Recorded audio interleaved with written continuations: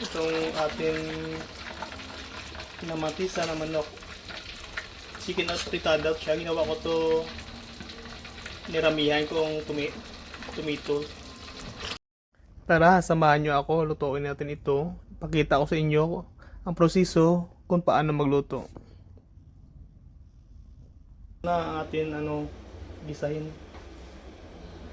Una, bawang.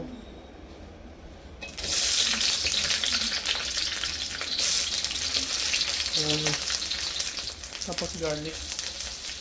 Tapos i-sautein natin dito.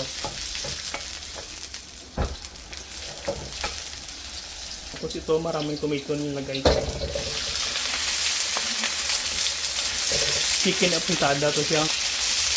But more on tomatoes.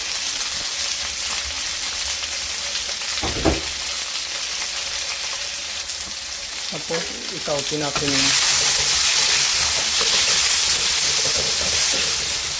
Kailangan durog ang tomato.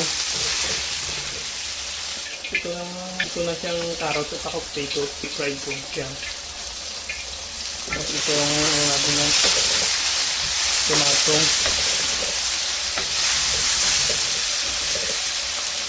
Ito lang. Ito natin. Tapos ilagay natin ang chicken. Ilagay natin ang chicken.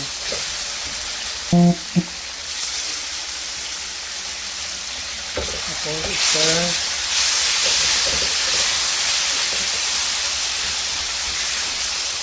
Tapos itong bell pepper lagyan natin. Pahuli natin ang carrot at saka potato. Ito maganda na siya. Nag-smoke na siya. Lagyan na natin pang lasa. Ito lagyan natin ng ketchup. Isang kutsara. Para hindi siya masyadong maasim. Tapos ito. Tomato sauce. 2 kutsara.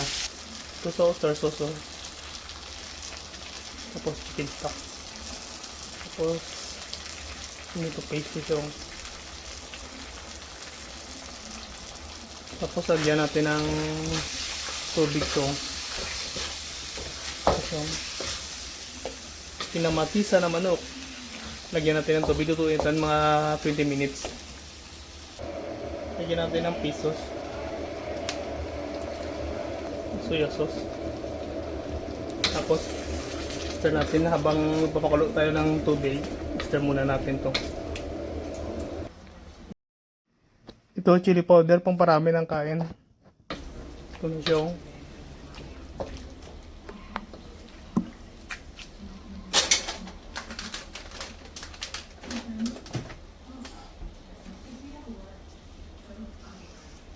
Lagyan natin ng tubig.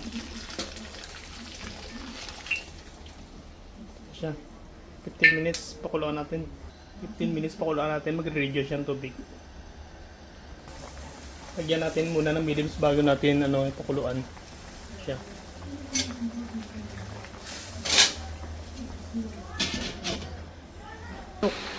So,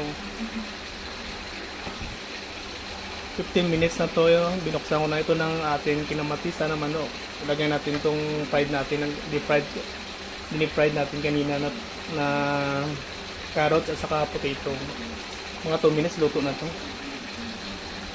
Try ko muna ng lasa. Dagyan natin ng ketchup po, tapos stir natin, tapos kunin na natin luto na to. Ito na, luto na tong kinamatisa na manok. Ito yung